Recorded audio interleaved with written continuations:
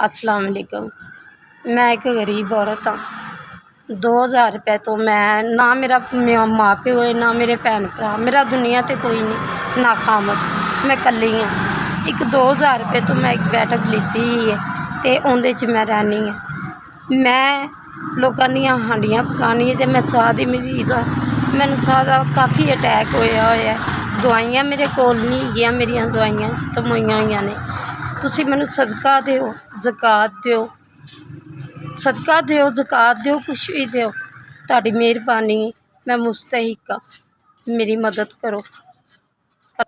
सिर्फ अल्लाह ताला दी ज़ात दा मैनूं आसरा है, होर किसी दा नहीं। मैं किसी दी हांडी पकानी हाँ, उन्होंने मैनूं 2000 रुपया दिता है तो मैं वो किराया दे दिता है, क्योंकि मालक वहाँ लिहाज नहीं करते। तो मैं पंप इस्तेमाल करनी हाँ। मेरा इस टाइम साह इन्ना को ख़राब है कि मैं 2 कदम नहीं चल सकती। मेरी बहुत ज़्यादा तबीयत ख़राब है।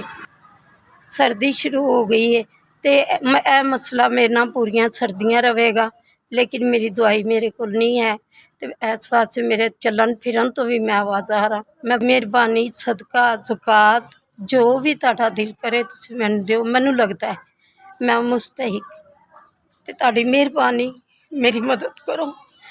मैं तुहानूं इस वास्ते इल्तिजा कर रही हाँ कि मेरा कोई नहीं दुनिया ते मैं बिल्कुल तनहा औरत, चिट्टा मेरा सिर है। मैं किनू SBS तुहाडी बड़ी मेहरबानी, तुसीं मेरी मदद कीती। मैं तुहाडा एहसान जिंदगी भर कदी नहीं भुलांगी, क्योंकि तुसीं बहुत अच्छे हो। अल्लाह पाक तुहानूं सलामत रखे, तुहाडे बच्चों नूं सलामत रखे। SBS अल्लाह पाक तुहानूं तरक्कियां कामयाबियां देन, तुसीं सलामत रहो। अल्लाह पाक तुहानूं कदी कोई दुख ना देवे। तुसीं साडे गरीबां दियां परेशानियां दूर करदे हो। अल्लाह पाक तुहानूं तरक्कियां देवे, कामयाबियां देवे। अल्लाह पाक तुहाडा कुल दुनिया दे नाम रोशन करे। अल्लाह पाक तुहानूं ऐस तो भी ज़्यादा देवे कि तुसीं साडे गरीबां दी मदद करदे हो। एक 5000 रुपये की तुसीं मेरी मदद की, मैं अपनियां दवाइयां लवांगी।